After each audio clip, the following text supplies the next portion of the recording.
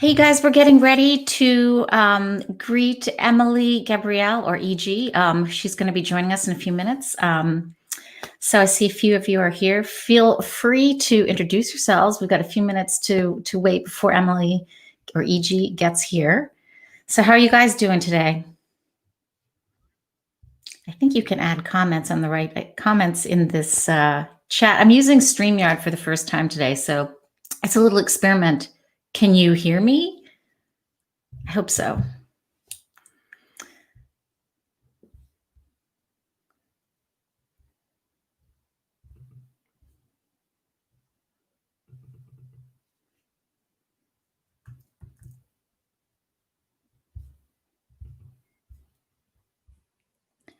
Let's see. Are you able to add my first my first guest that I can actually see you here, Alan? Hello. Thank you for joining me, because this is all in beta on my side. So okay, very clear. Glad. Thank you for the feedback. So you guys, Alan has popped in and said hello. Feel free to also pop in the chat area. So, it's been interesting with this whole year of bringing my studio. I'm in my music studio right this second, but sort of taking more advantage of tools like this to stream. I've streamed some shows on my channel. I've played on other people's streamed shows. I've done radio shows. I've done interviews. And then I decided that I also wanted to do interviews, because I like to talk too. I like to ask questions, and I would find I'd be asking questions of the people who are interviewing me. So I thought I would start organizing some shows. It's so interesting how we do have these tools to communicate with each other. And I hope that, that we use them to communicate and to learn from each other and to have positive experiences, because certainly we can also use these very same tools to stay disconnected and to zone out and to, I think that, for example, Facebook is a really mixed bag. Although I love Facebook, I think it's so interesting. I love staying in touch with people. I love seeing photographs, sharing media and sharing ideas, but there is such a dark side to Facebook that I was actually reading an article in the New Yorker yesterday about the dark side of Facebook. And I think there's a lot of information out there. So we've got, as like a culture, or as, extended cultures, we've got a lot of learning to do about these tools that are so cool. Like, it's so cool I can talk to you. So I know Alan's here. You guys pop in and say hello while we're waiting for Emily. Okay, it's 8:01 here in Paris, so that means it's 2:01 in New York, where Emily is, and she's working right now, so she might be a little bit late. I told her to get here early, and she said, I'm absolutely not getting there early. I won't be there early. So I was like, okay. So anyway, so in this block of time, hey, Salvatore. Ciao, Charles. Nice to see you guys. So if you have been following me, you might be aware that I'm doing what I'm calling the backwards record release, because in the spring of this year, I launched a record. This record is right here on my table. This record, Stingray, it's so interesting. Not that interesting, but kind of interesting, that this record I wrote in like 2019, they were all pretty optimistic songs. And for the first time in my life, I was getting kind of optimistic about my work. And there are a few love songs on that record. And there were just some upbeat ideas. And I'm working on my next record now. I've got 5 songs coming up that I've been working on since January of this year. And they're all really dark. So that's what's happening right now. So I think my streak of optimism is for this year over. And I think it is for like a lot of artists, that we're dealing with different issues. And if you are tapping into the moment to come up with material, then the issues might be kind of dark. So one of the things that I wanted to explore in this backwards record release, so I'm calling it my backwards record release because I released my record in the spring, then everything went belly up, and shows were canceled, and it took me a while to reorient myself. And then in the fall, I did a record release party. I live in France, and I did it in a friend's chateau grounds. So huge. Well, a friend who works at the chateau.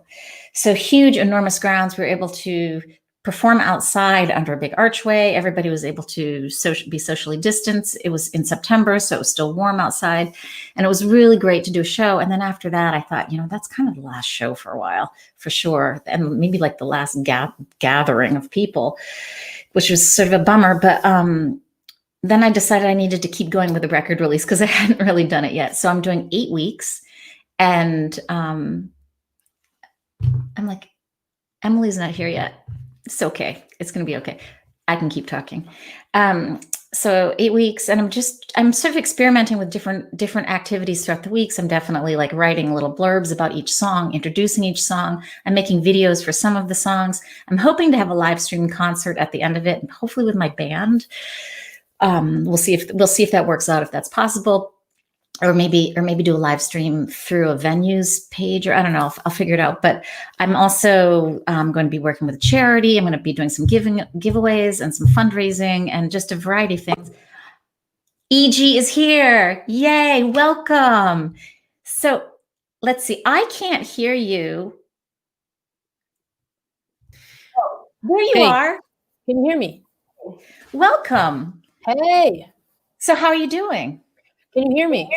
I can hear you. Can you hear me? I can hear you.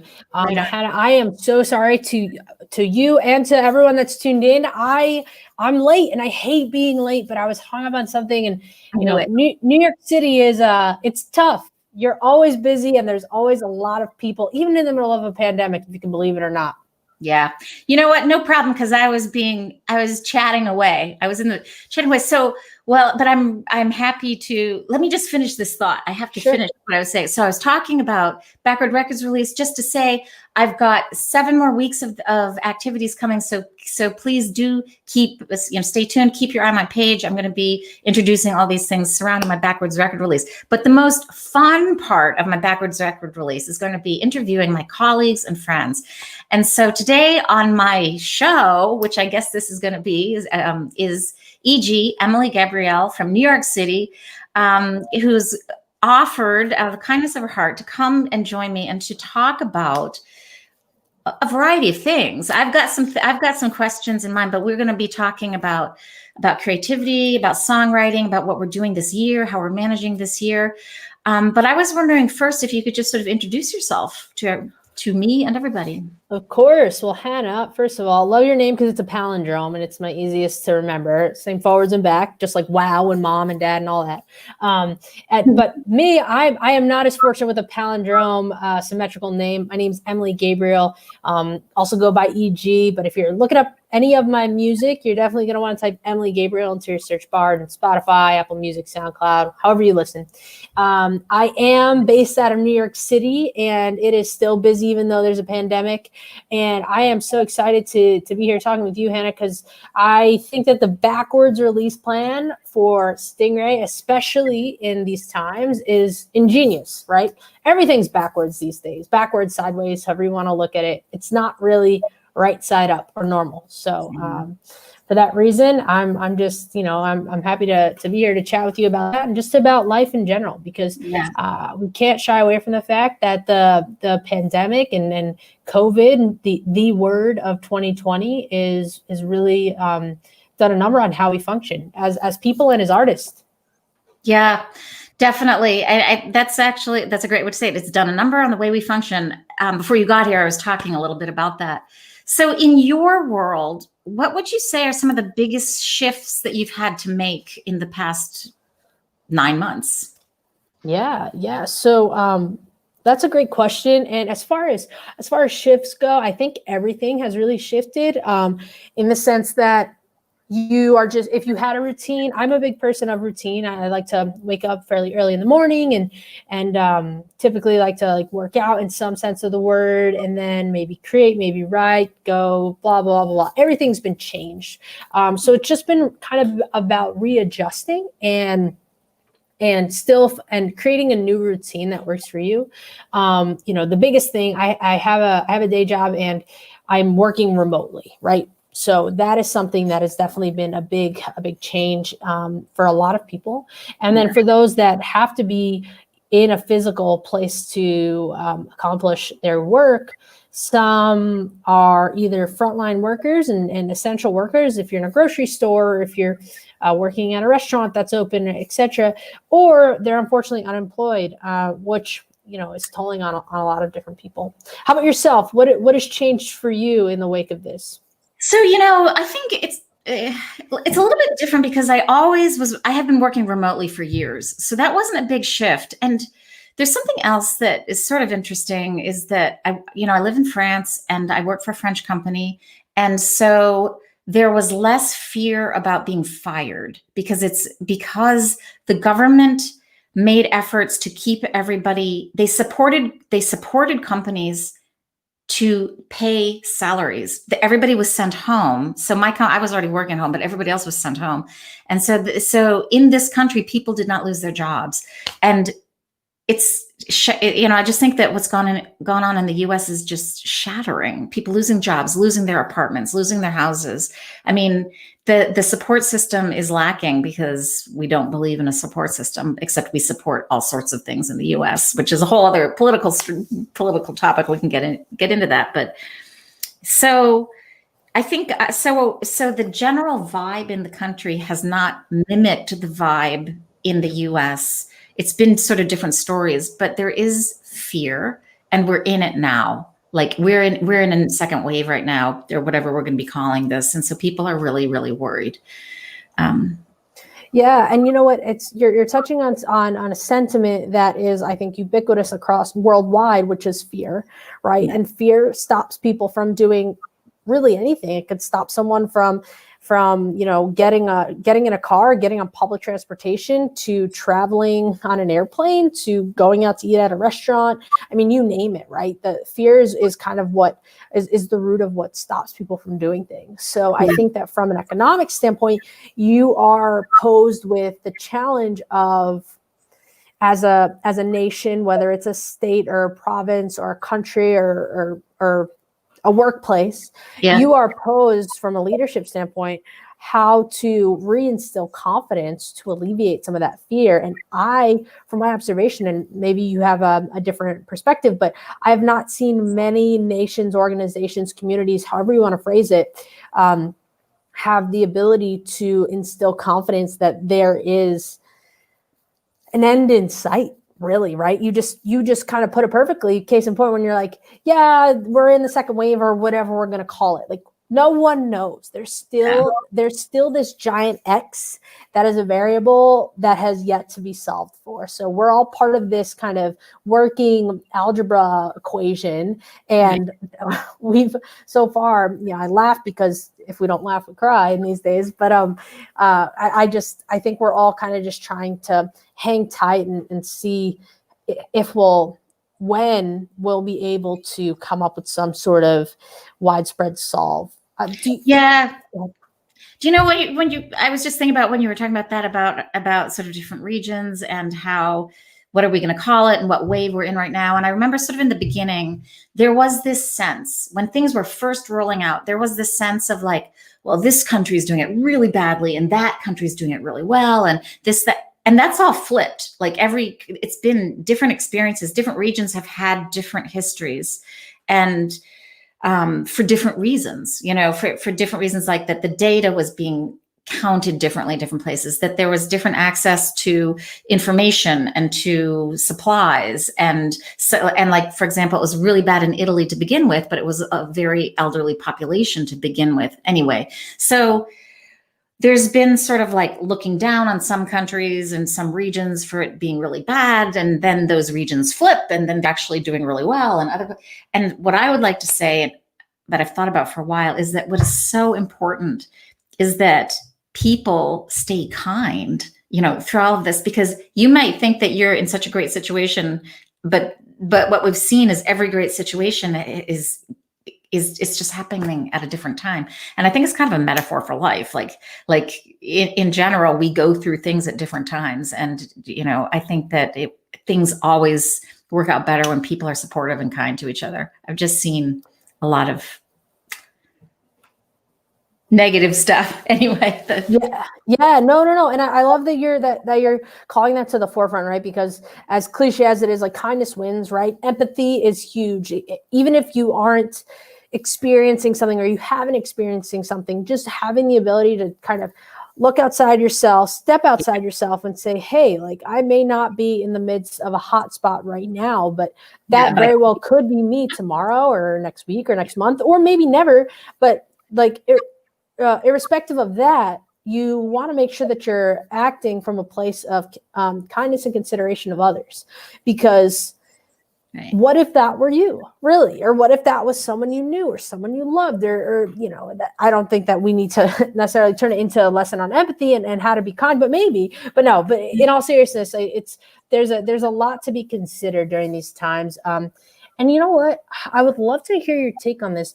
So during this time, speaking of shifts in routines and we're artists, like, have you found a level of heightened pensiveness, or we'll say like I'm hesitant to use the word creativity because I don't know about you, but in conversations I've had with other artists and with myself, creativity is often birthed from experiences and your perspective and how you're experiencing things. And, we can both look at, I don't know, a candle burning and describe it differently with our words, right? But because we aren't maybe having as many new or differentiated experiences because of the pandemic, creativity seems to just be different. How about yourself? Have you felt a difference in the flow of creative energy? Definitely. So two things. I've got two comments. I hope I can remember both of them to answer your things. So first, this year, in the beginning, when we went through our first lockdown, which was in March, I thought, oh, this is going to be great. I'm so made for a lockdown. I love having an excuse to not go out, and I've got stuff to do. I'm in the middle of all these things in my studio. This is going to be fabulous. And I already worked remotely, so that wasn't a big deal. But there was just something about this being closed in and all these unknowns and worrying about people, and then borders closing. Then we had borders closing. Then I was like, oh, well, I can't go to the places I normally go and see my family sort of spread around in different places. So there was concern and worry there. And I will just say that I had a really hard time. I am very process driven, so I'm working on things all the time. But I am not a fan of anything I was working on for the first 6 months of this year. I didn't finish anything that was of value to me. And it wasn't until September that I started taking those things that I was working on, those things that I was working on, and was really able to sort of rewrite them and retool them into something that's interesting to me now and new. Everything was really, really like thick, foggy soup. It was hard. Wow. Okay. What a great visual. Thick, foggy soup. Yeah. And that's the other piece that I was going to say is, so this year, so I also, like you, I work out a lot, and it's part of my routine. It's part of my mental health program. It's part of my whole thing. Yeah. And this year I started two things that I haven't done before. I run. Like, running is my main thing. I've done that for years and years. But this year I joined a triathlon club, which was new. And I started swimming with a team, which was new. And I actually just started now road biking that I will be biking with a group, because I'm going to do a triathlon next year. That's my goal, and do some fundraising for that. But I was just thinking the other day, that's my new experience. Like, that's how I'm traveling right now, is to have new physical challenges, because I'm not going to be having new experiences by traveling or by so I think that there are ways to have new experiences by giving yourself challenges. Absolutely. Yeah. And first of all, I love that you have joined this triathlon club. I would love to hear more about that. Can you tell me a little more about that? Yeah. So actually, this was a club I was in 2 years ago, but I just did the running part. These guys are super serious. I mean, they all have a lot of fun, and there's a range of levels in there. But I'm at definitely the truly trailing end of that level, but that's okay. And so I would just go and we would just do a forest run, and then do some training exercises on a track. It was that kind of thing. But it was really great to train with a team as opposed to just training alone, which is what when you run, I end up running alone. I've run alone for years, or with a friend here, a friend there, that kind of thing. So I was really worried about the swimming because I grew up swimming. I grew up in Maine. I think I've told you that. I grew up in Maine, and so I grew up in a coastal town, and kids learned to swim early. We had swimming in school. I had swimming lessons all the time. I grew up swimming. Swimming was very comfortable, but then I had like 20 years of no swimming. And so I was a little worried about the swimming, and also swimming in a swim team, and, in that format. But I, plowed through that fear, and it was the funnest thing I've done all year. Unbelievable to be in the water, underwater, quiet underwater, lift your head up, noise, back down. I think being underwater is a really good place to be right now. I think. Did you see that? There's a thing on Netflix right now. There's a documentary. I forget what it's called, but it's a documentary about this guy in Australia who was, I don't know what his backstory was, but he was having a hard year. He was a filmmaker, and he ended up at I think on the coast where he grew up in the summers, and he started diving. He started skin diving. So no tanks or anything, just holding his breath and going down. And he started bringing his camera, and he zoomed in. I mean, he would do it day after day, and he zoomed in on an octopus. Have you heard about this? No. Keep going. Beautiful. It's a beautiful film. It's on Netflix. If you Google the year I fell in love with an octopus or something, it's called something like that. But Google it. But it is a beautiful film about being underwater in an underwater forest, and the sort of lifespan of this octopus. And I was just thinking, this is really a desirable location right now. Like being underwater with the octopus. That's exactly. That's I love that. A lot of people might want to be right now, because anyway. Yeah, it's comforting too.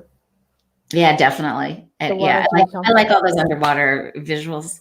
But so when this is all over, where do you want to travel to?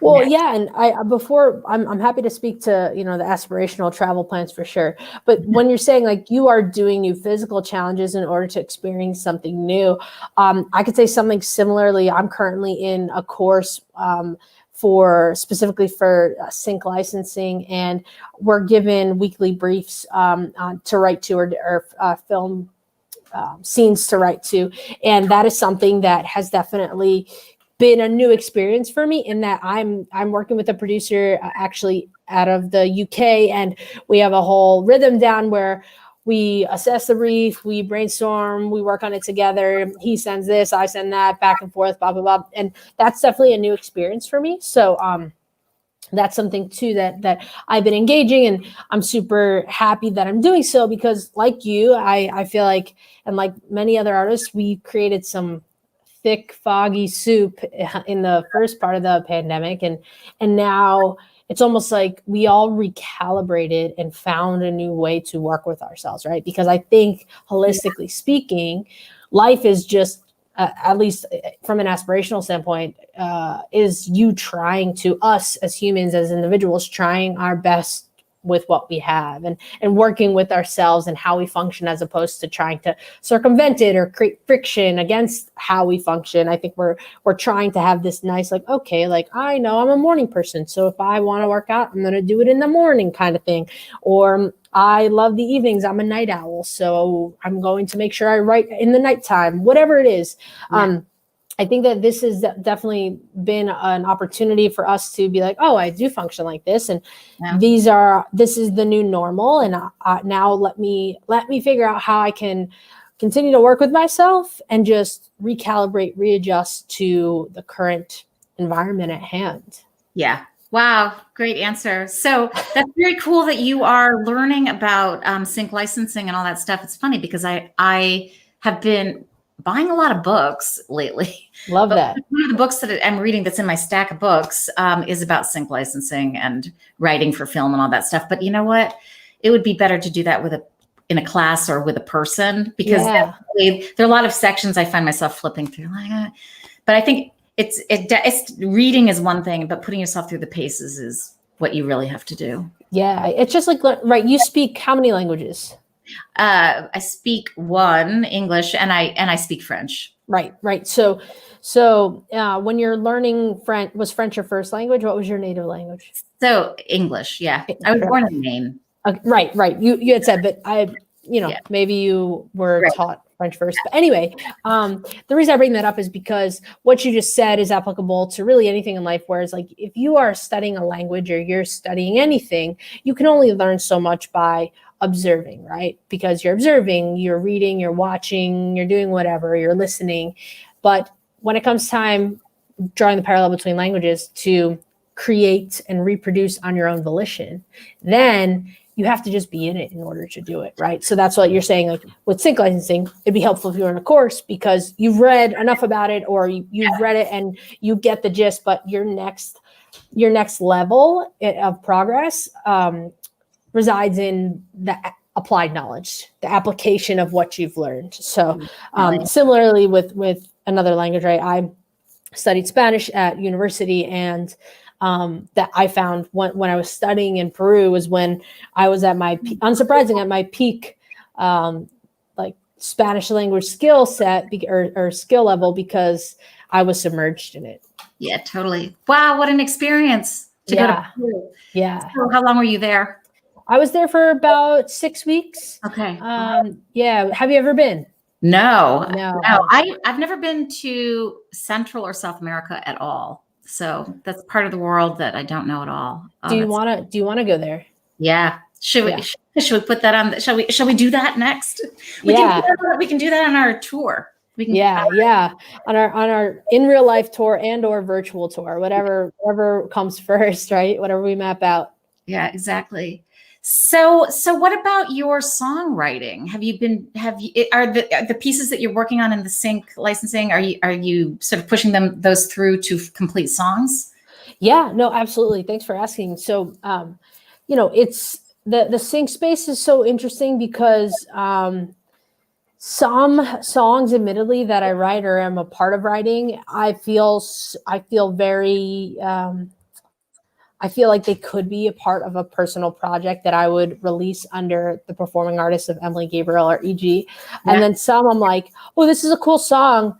This is not something that really resonates with what I've written maybe as in my artistic body of work. It's kind of tough to say because every song, regardless of if you're like, oh, this song is totally of like I am the parent of it, or like, no, I just wrote this and now it's an orphan or whatever, you still are going to be a part of it in some way, shape, or form. So it's tough to draw that stark delineation, like sync song only, Emily Gabriele song, artist song only. It's tough to do that. I can say that what I have written, I'm really proud of.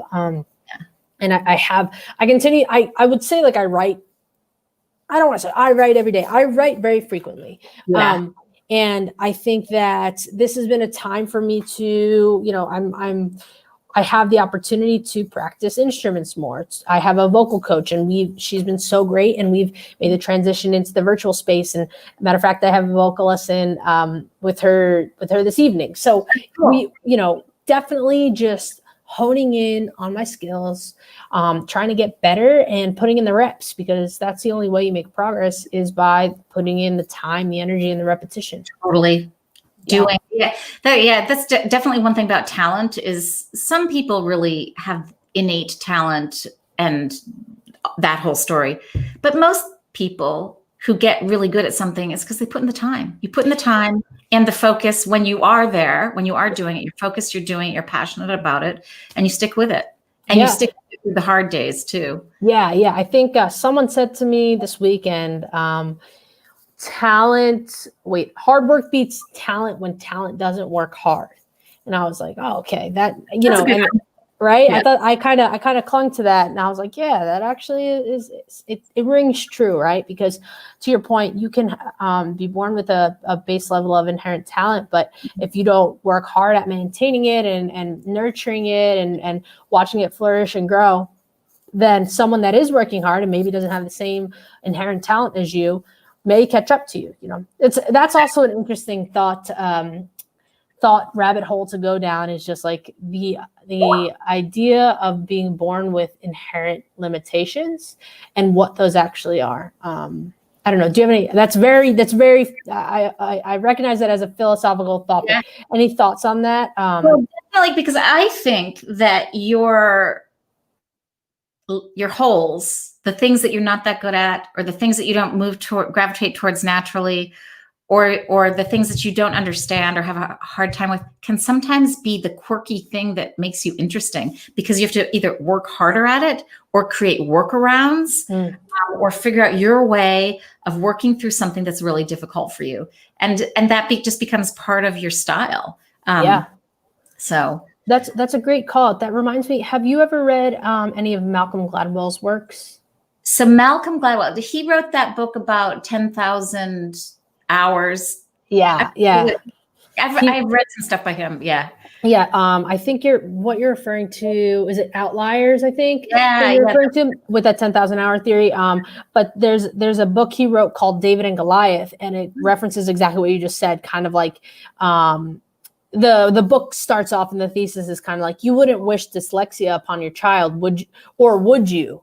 And exactly. Then it goes into how, like, the quirk of dyslexia, or just functioning differently in general, or the chip on one's shoulder is the impetus for individuals to find their own personal ways of circumventing those chips on their shoulders or their differences, and thus makes them stronger in a way. Absolutely. I mean, there's so much truth to that. I mean, there's so many things that we sort of isolate as either diseases or deficiencies, or, all these things. And those things really are superpowers, or are at least strong ways of being. For sure, dyslexia and ADHD have aspects to them that are amazing. And now, kids are, go through all these therapies and drugs and all this stuff, when they should, which can be helpful, but it can also like hinder what's actually really there. Right.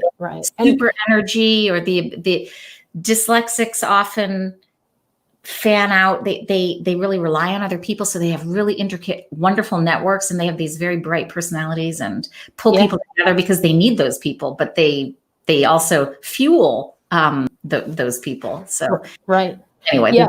No. And I love that. And I think, to your point, I think a lot of that, or some of it at least, can be accredited to the nomenclature of a learning disability, is often how I've heard it referred to. But as opposed to, so the word disability becomes a crutch. I'm disabled, I have a disability. Whereas it's just learning differently, right? Yeah, exactly. And I think kind of normalizing the word different as opposed to disability is step one.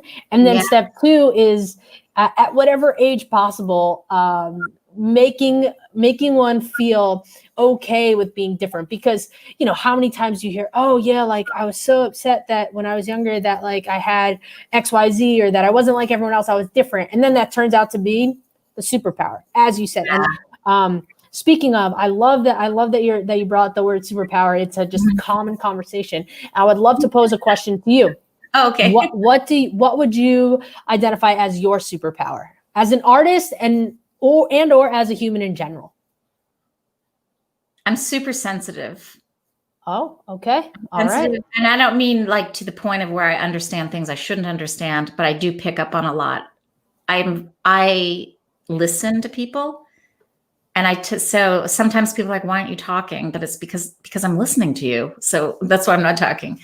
So I would say that might be my superpower: sensitivity and taking in the information. And how do you feel that your superpower becomes translated into your art?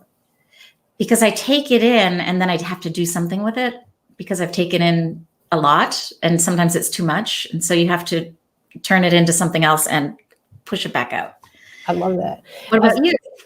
What would I identify as my superpower? So I would say, I think listening is one of them, for sure. I too, I think as artists, right, observing and listening is a big part of how and why we create, because we're taking everything in and we're trying our best to listen and then perceiving it and then rebirthing it via our art, whether it's a play or a poem or a song or film, or however we want to recreate it sculpting, painting. So I would say that. And then I think that I also have the ability, I'm giving you more than one, but I will say, I think that I have the ability to be very disciplined. So again, like where I was saying, or where you were saying, like, you run all the time for yourself and you like to work out and you're trying these new things, that takes a certain level of discipline as well, to be like, okay, I'm going to try something hard, because people don't like doing things hard, because people like to be comfortable, which makes sense. That makes sense. It's absolutely the river and the path of least resistance. I mean, I'm definitely doing the path of least resistance most of my waking hours, for sure. Right. So, yeah. Well, I was going to ask you, I wanted to, when we started this conversation, I wanted to just find out a little bit more about how you got into music. What's your origin story with music and songwriting and performing and all that? Sure. So, well, thanks for asking how I got here and why I'm like, I have the discipline to play the guitar to a metronome every Saturday morning or something like that. So I actually, back in grade school, shout out to where I was grown up, Central Jersey in the burbs. I was posed with the opportunity to pick an instrument and join the band. And I think I was probably like 9 or 10. And I chose the alto saxophone. I still own the alto saxophone to this day. I was playing it for one of those songs that I was telling you about for that sync course maybe a week or two ago. So I still have it here in this New York City apartment too. So that's how I learned the music. And then I would join choirs and was a part of vocal ensembles and such. And then ultimately stopped playing saxophone within the school system and picked up the guitar probably around age 15-ish. Taught myself the guitar. I would say I had maybe like an ear for music, especially because I'd already had the exposure from playing the saxophone and singing. Always gravitated towards music, would always write poems, turned into songs.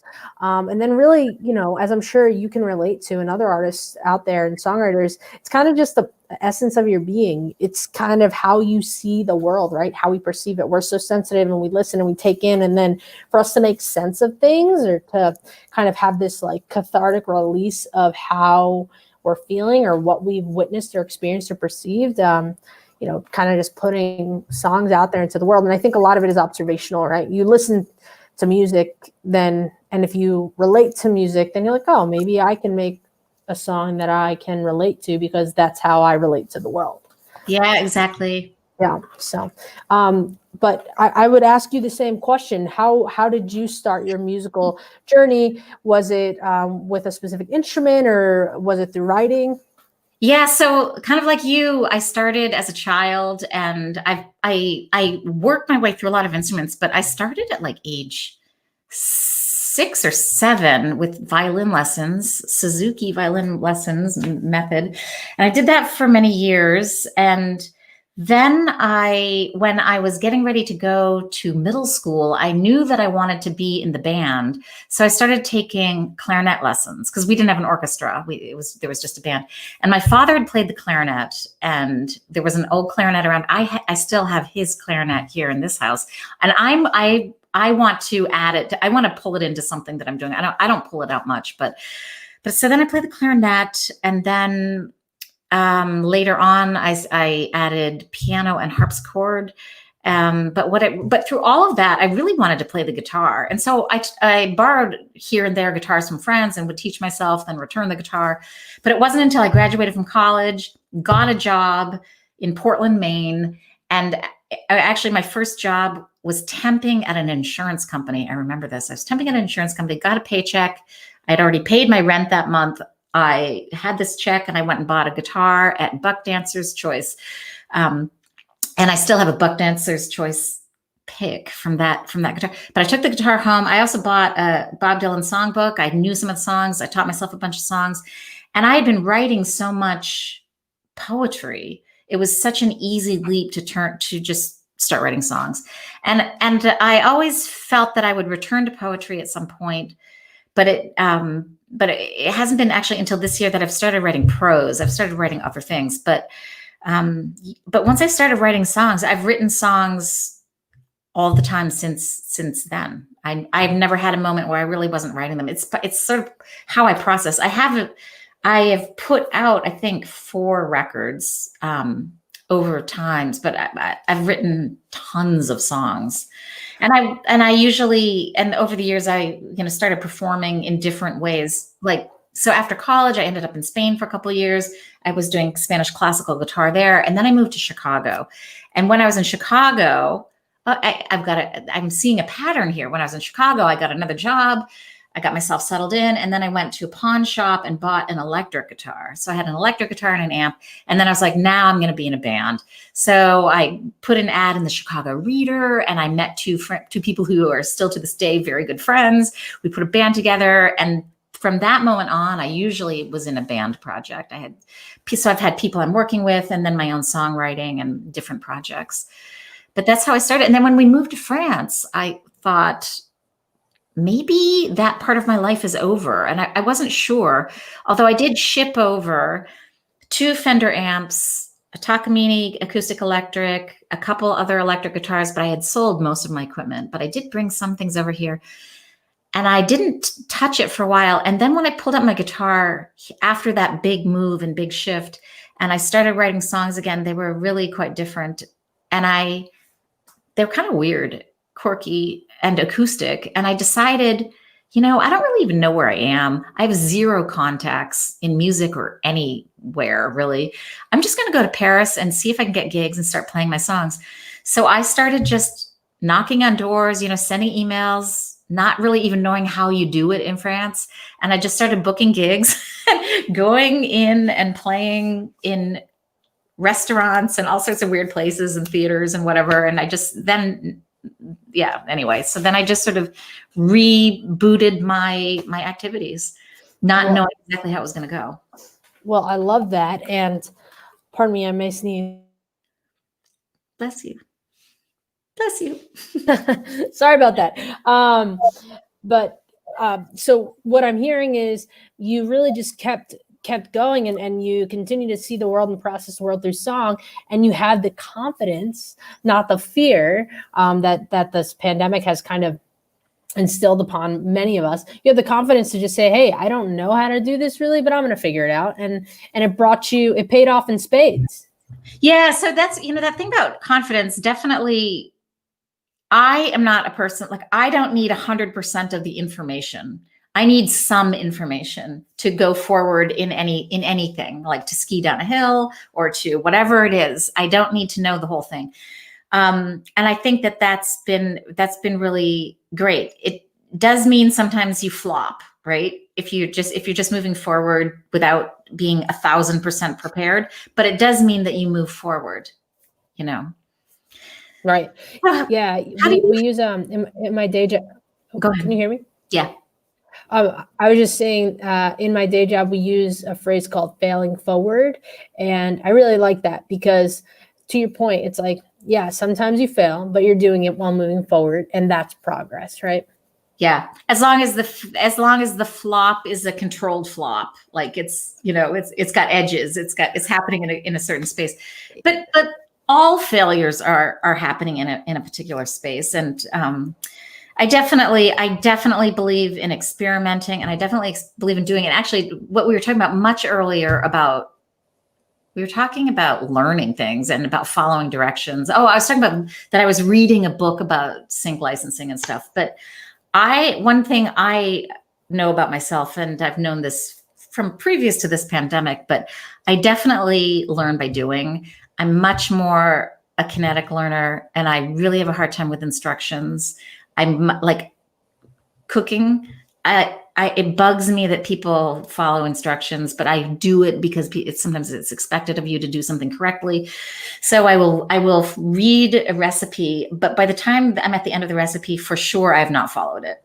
For sure I've thrown other things in, or I get tired of measuring. Like I don't know exactly what that condition is, but I do lose track. I do need to be doing things to learn how to do it. Yeah, it's so funny. I was going to say to you, you must be a fantastic cook that doesn't go by the book, because I feel like all great chefs, I mean, sure, some techniques need to be a little bit more tended to, but great chefs go off of their smell, color, taste, feel, and they don't necessarily follow recipes. So if Sure. you're a doer and you find out, I mean, cooking is a great way to fail forward. And like, yeah, like, so you flip a pancake and you use, coconut flour instead of all-purpose flour, and it didn't stick together well, but hey, it's still edible, right? That's a controlled flop in my opinion, right? Sure. But yeah, but you tried, and that's cool. And now like, cool, if I want a pancake to have a certain texture, I got to use all purpose, because coconut flour just won't cut it. But maybe on the flip side, maybe you are not as good. I don't know. I'm just making this up. Maybe you're not as good of a baker, because baking really has a lot of precision to it. For sure, that because there's a chemistry involved and you can't just wing it. Yeah. Right. Do you like to cook or bake and stuff? Yeah, totally. I like to cook, and then as far as baking goes, I think it's very. I like math. I like it. I think numbers and I get along, and I think and science as well. So I think that baking for me at times can kind of be relaxing, because it is so, I get to kind of like turn my creativity off not off, but just in a different way. I'll be like, oh, like I can get creative with like how I fuse tastes together, but really more so just it's very like follow steps 1 through 10 and you will get this. And it's so there's not really much much wiggle room for like doing things different if you want it to turn out as pictured or as stated. That's the really cool thing about recipes, though, as much as hard time I personally have with them, but that other people have figured it out. Other people have figured it out. They've bothered to write it down. It's been passed on. Some recipes, by the time a cookbook has been, put together, it's gone through the process. The recipes have really been tested. Another thing that I really like about recipes is having, like, I've got some handwritten recipes from people, like from just old family friends, people I really love who are no longer here. I love having their recipes in their handwriting. Yeah. That's something we don't do anymore. It used to be in the olden days, like my mother always had a box of recipes on the counter, on recipe cards, and they were handwritten, and then, women mainly would pass recipes and, share them, and they would all be handwritten. Yeah. We don't have that anymore. Yeah. I have to say there's nothing like a tactile paper and pen. I love writing things. Like I have lots of lists all over the place, or just like notes, both in the physical sense, and sorry trees. And I don't mean to use an erroneous amount of paper, but I really do love writing things down. And then, I hear you. It's sharing recipes. Just as sharing songs are a way of storytelling, right? You are telling, it's a timestamp of the moment. We will go back and, not to bring up the pandemic again, but there will be recipes of sourdough. Why was there a surplus of sourdough bread recipes in the year 2020? Well, because it's a timestamp and indicative of what people were doing when they were locked in their homes. They were baking bread, Yeah, exactly. So what is your personal recipe for 2020? What have you gotten into? Oh man. Okay. So I will say something that I've had almost weekly, honestly, is shout out to the New York Times. They have a gnocchi and Brussels sprout recipe. And it's honestly, it's not that, it doesn't take too much time. It's not that challenging. But it's something that's made every week. And I don't know if that's just like a comfort food, but that's the recipe of the pandemic for me personally. How about yourself? Well, that sounds really good. I do have to say that we've got a package of Brussels sprouts in the fridge with some plans around them. Brussels sprouts are really great. So a good Brussels sprout recipe. It's comfort food. I feel like it's kind of the time of year that it feels really good. I'll have to send you the recipe, but it won't be handwritten. I'm sorry. Yeah. So, well, you could handwrite it and then photograph it. I could. But yeah, whatever. Yeah, please share. Definitely share your recipe. Maybe I can share it out. That's a good idea. Yeah. So my recipe for the pandemic, well, we've gone through seasons. So when the pandemic started, I was heavily into soups. So I would make a big pot of soup every couple of days. And then that shut Nice. down. Any favorites? Well, not following recipes, but I would always prepare some beans starting there, but I would always like start with onions and garlic. That's my starting point. And I see what I've got to work with, and I always have some beans somehow in there. It's a good way just to get the beans in. They're good for you, but just vegetables. So I'm a vegetarian, so I'm always looking for, I just call soup like hot salad. It's like a salad, but it's a soup. It's like vegetable cut up. Totally. But I really, really like, so Yeah. I really like vegetable soup. I really enjoy being a vegetarian. I've been a vegetarian for probably 2.5 years, and I've gone off it twice. When we first went off the pandemic, some neighbors had us over, and they made this beautiful roast beef, and anyway, so I had some roast beef. That was awesome. And we went over. I had some lamb also. A friend was cooked some lamb, but I didn't really. I didn't need that. I shouldn't have done. I shouldn't have been so weak in that moment. But it smelled really good. But normally I'm looking for vegetable approaches. Yeah, so the gnocchi in Brussels will be perfect for you. Yeah. Awesome. So I don't know how much time you have today, but I do know you have to go back to work. You're still on the clock, or maybe this is your lunch hour or whatever. But so this has been such a pleasure to talk to you, and time has flown. We've had people pop in and out throughout, and I don't know if can you see the comments as they're coming in on your side? Yeah, I'm seeing that we have some from David and Alir. Am I saying that right? And Alan. Yeah, so you can see the comments too. That's cool. So we're getting nice feedback, but yeah. So one of the things that I'm interested in, and I guess we probably already touched on this, but I'm interested in how people are getting through the pandemic, and tips for survival, lessons learned. Do you have any sort of and it's okay if you don't, but do you have any sort of tips for survival or lessons learned? Yeah, sure. Happy to share something. I definitely have found that it's important to move my body, whatever that looks like, whether it's going on a walk once a day, or I like to practice yoga. So I have a great app.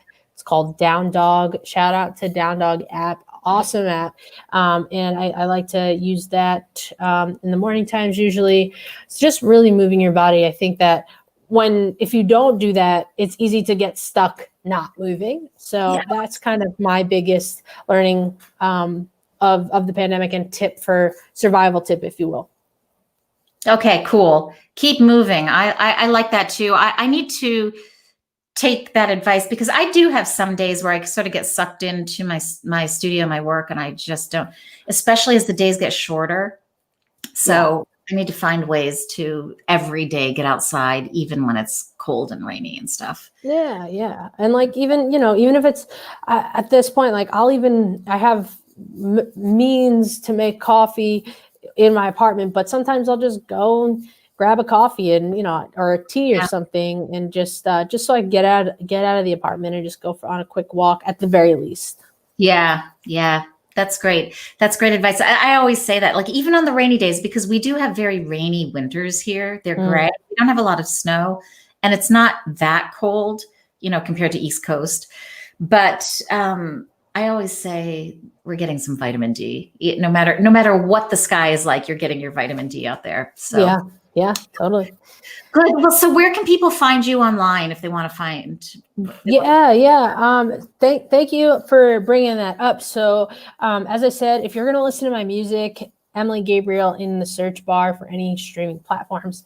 But EG Music NYC, that's my website. That can link out to all my info. Also at EG Music NYC on Instagram. I'm very active on Instagram. If you DM me, I 100% will answer you.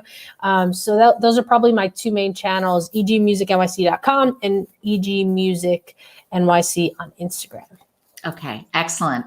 So yeah, definitely let's go to Instagram, follow EG on Instagram, and I've posted her website in this chat thing, so definitely check her out. And I'm looking forward to hearing your next body of work. And also, just to say, EG and I have been talking about doing a little tour together, whether it's a virtual tour or a real world tour when that day happens. But look for future announcements of our collaborative activities. Yeah, we're gonna share a bill in some way, shape, or form. So this will not be the last that you see both Hannah and I together doing something related to creativity. So Right with on. that, Hannah, thank you so much for having me. I mean, what a great conversation. I couldn't agree more. The time flew.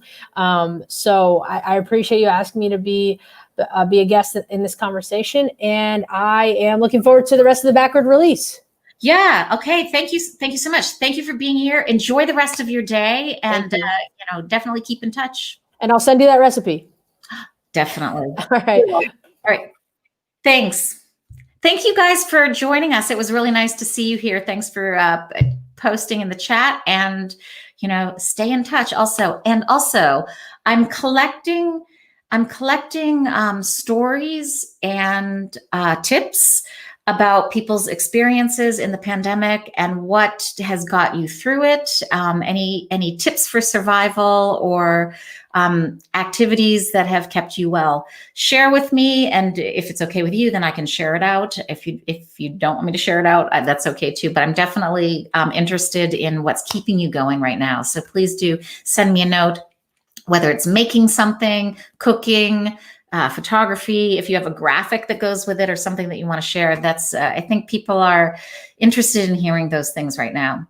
So wherever you are, enjoy the rest of your day. Thank you so much for coming. This was a good experiment. This was great.